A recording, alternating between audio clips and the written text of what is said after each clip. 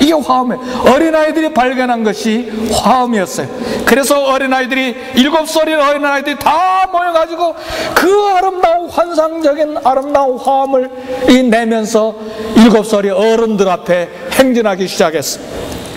어른들이 그 소리를 듣고 이 화음의 찬란한 아름다움에 놀랐어요. 그리고 서로 다양성을 인정할 때 얼마나 아름다운 소리가 되는지 배웠어요. 그리고 그 순간 싸움이 멈췄어요. 아멘. 애화에도 아멘이 들어가면 좋아요.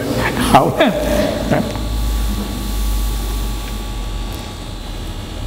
오선지악보에 그려진 이 7개의 다양한 서로 다른 소리가 아름다운 화음의 극치를 이루듯이 우리 예수님을 믿는 성도들도 서로 다양한 기질, 다양한 습관, 다양한 생각, 다양한 그런 재능을 인정하면 일치라고 하는 아름다운 교회를 만들어 갈 수가 있습니다.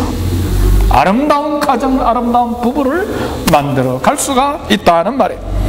리더십 형태의 다양성이 있는데 교회 안에 우리의 리더십도 지도력도 다양해요. 어떤 사람은 신속하고 재빨라요. 어떤 사람은 느려 터졌어요. 그냥 일을 하는지 안 하는지 느슨해, 널널해. 어떤 사람은 치밀하고 어떤 사람은 예민하고 어떤 사람은 덮어주고 싸매기를 잘하고 어떤 사람은 그냥 그 말 한마디에 그냥 밤잠을 못 자는데 어떤 사람은 뒤통수를 치는 말을 했는데도 그냥 두 팔 벌고 두 팔 펴고 발 펴고 그냥 코를 걸면서 잠을 잘 자요. 이게 우리 교회 안에 있는 다양한 리더십 그런 기질들이에요. 이것이 다 필요하다는 말이에요. 어느 것도 내버리거나 무시하거나 소홀히 하거나 홀대하면 안 돼요. 우리 성경에 나와 있는 여러 지도자들이 많이 있지만 만일 베드로하고 바울이 옛날 성깔 그대로 가지고 있었으면 예루살렘 초대교회는 계속해서 박살났을 거예요. 성격이 불과 같은 사람들이니까. 베드로 얼마나 성격이 급한 사람이었습니까? 마리아가 와서 예수님이 무덤에 없다고 소리를 지르니까 요한하고 베드로하고 달려가는데 얼마나 빨리 달려가는지 요한이 더 빨리 달려갔어요. 달리기에 아마 선수였던 모양이죠. 요한은 성격이 소심한 사람이었어요. 그래 무덤까지 먼저 달려가가지고 들어가지는 못하고 고개 내밀어가지고 안을 쳐다봤는데 베드로는 그냥 늦게 도착해가지고 서 있는 게 뭐예요? 달려오자마자 곧장 팍 들어갔어요. 이게 베드로의 성격이고 이게 요한의 성격이었어요. 빌립이라고 하는 사람 아주 얄미운 사람이에요. 얼마나 계산적인지 예수님께서 일부러 베드로를 빌립을 시험하기 위해서 야 이렇게 많은 사람들 먹을 것을 내가 좀 줬으면 좋겠다. 보니까 남자만 5,000명이에요. 어린아이 여자 그냥 연세 많으신 분들까지 다 포함하면 2만 명에서 3만 명인데 얼마나 계산이 빠른 사람인지 순식간에 200대 내려온 가지고도 조금씩 음식을 줘도 모자라겠는데요. 굉장한 사람이죠. 바울이라고 하는 사람요 우리 성경 13권 14권을 쓴 사람이지만 굉장한 사람입니다. 마가하고 선교여행을 떠나는데 마가가 힘이 들어가지고 선교지를 이탈하니까 두 번째 선교여행을 떠나는데 대선배 바나바하고 대판 싸웠어요. 온 초대교회 예루살렘 이 사도들과 그리고 교인들이 바울을 무서워했어요. 그러나 바나바 목사님이 안디옥 교회 70km나 떨어져 있는 이 바울을 찾아가서 옛날에 자동차가 어디가 있어요? 비행기가 어디가 있어요? 예? 걸어서 가서 이 불러가지고 사도들에게 다 소개하고 그래서 부목사로 세워놨는데 대선도를 몰라보고 이 마가 문제 때문에 대판 싸웠어. 그 안디옥 교회가 파송했던 이 바나바와 바울이 선교부가 둘로 나뉘어져 버렸어. 얼마나 칼 같은 성격을 가지고 있는지. 2차 전도여행 때는 마가 못 데리고 가겠다. 그것 때문에 대판 싸웠어. 그러니까 인사정책에 있어서 바울은 적세적소의 인물을 고용하기 위해서 막 칼처럼 잘라내는 사람이었어. 바나바는 어떤 사람입니까? 바울이 버려버린 이 마가를 키웠어. 아무도 몰라요. 아무도 몰래 키웠어. 그리고 위로하고 격려해가지고 나중에 마가가 하나님의 사람이 돼서 최초의 복음서인 마가복음을 써내는 위대한 사역자가 됐어요. 성도 여러분, 모든 형태의 리더십이 한 몸인 교회, 우리 공동체에 필요합니다. 한 가지 일관된 목적인 하나님의 영광과 하나님을 기쁘시게 해드리려고 하는 이 일을 위하여 다양한 은사와 다양한 재능이 필요하고, 그리고 거기에 일치된 연합이 필요한 것이 교회 봉사가 되는 것입니다. 오늘부터 시작되는 말씀은 잘 들어야 됩니다. 1월 달에 재직 세미나를 하려고 했는데 마침 우연히, 아니죠, 하나님께서 주신 기회인 것 같은데 봉사에 관한 말씀이 계속 로마서에 나오기 때문에 매주마다 재직 세미나와 동일한 말씀이 증거되기 때문에 잘 들으셔야 합니다. 2011년도 어떻게 어떤 자세를 가지고 주님을 섬겨야 될 것인지를 깊게 함께 생각해야 되겠습니다.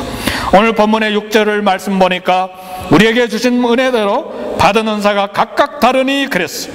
우리가 받은 은사가 다르다 그랬어요. 우리 교회의 직분은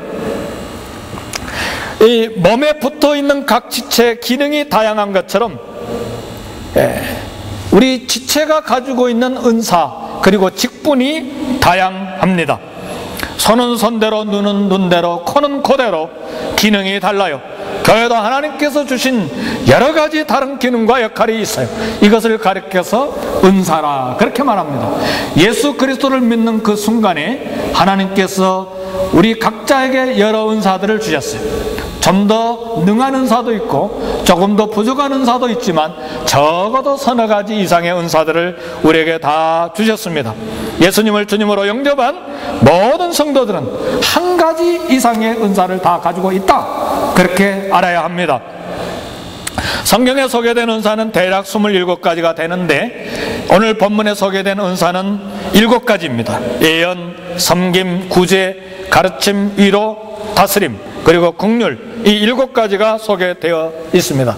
첫 번째, 예언의 은사는 말씀의 은사라 그렇게 말할 수 있습니다.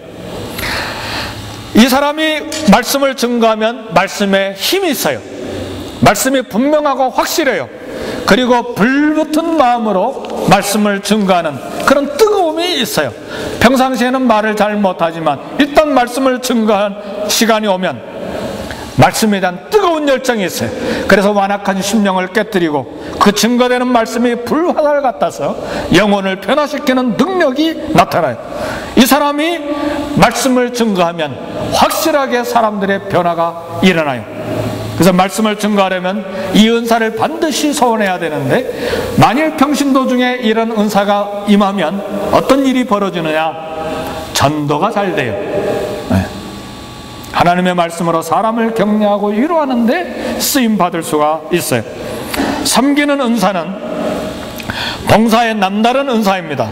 마치 모세의 오른손을 들고 함께 기도했던 아론과 훌처럼 이 한 사람의 은사에 동참해서 그 은사가 잘 되도록 협력해서 열매를 맺는 은사입니다.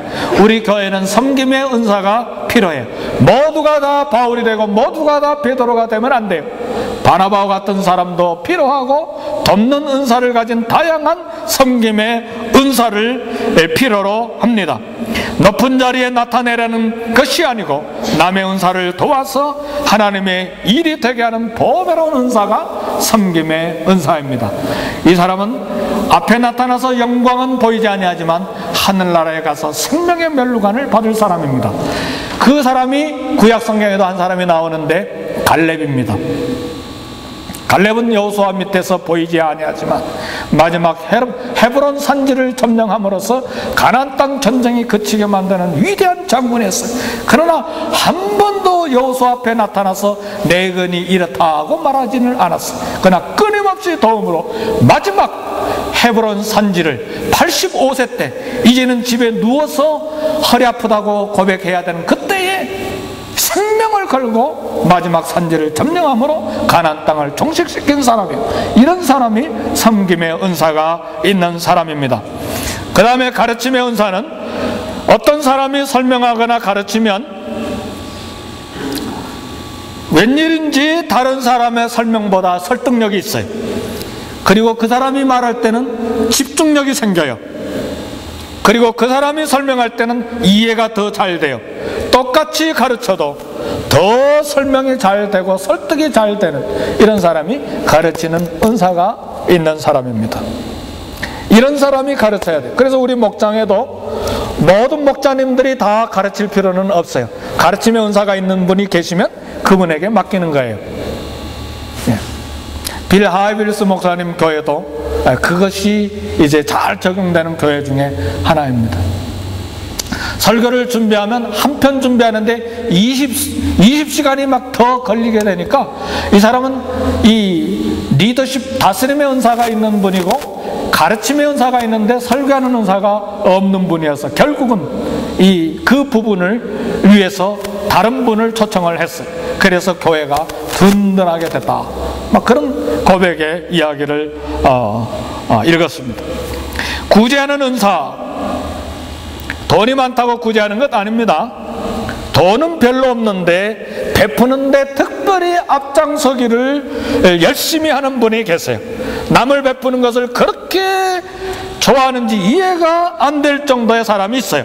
그는 구제 은사를 받은 사람이에요. 예, 구제를 잘하는 사람은 이 땅에서 가난해도 하늘에서는 부자가 됩니다. 아멘. 잘 이해가 안 되시는 모양이죠? 벤다이크가 쓴 대저택이라고 하는 책이 있어요. 어느 부자가 죽은 다음에 천국에 가서 보니까 자기가 살 집을 보니까 천장도 제대로 없는 아주 초라한 오두막 집이에요. 근데 옆에 보니까 의리의리한 대저택이 있어요. 근데 그 저택 주인이 누군가 봤더니 자기 옆집에 살았던 초라한 동네 의사 집이었어요. 그래서 화가 나가지고 하나님 앞에 왜 저 사람은 대저택을 주고 나는 이렇게 천장도 제대로 갖추지 못한 오두막집입니까? 항의를 했어요. 그 옆에 있던 천사가 대답을 했어요. 이 모든 건축자재는 당신이 세상에 살 때 이곳으로 보내온 것입니다.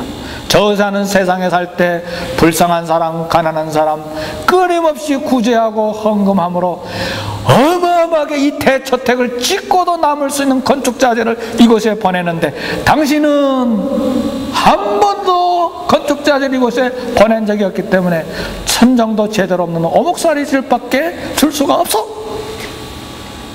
성도 여러분, 누가복음 6장 38절이 말합니다. 주라 그리하면 너에게 주실 것이니.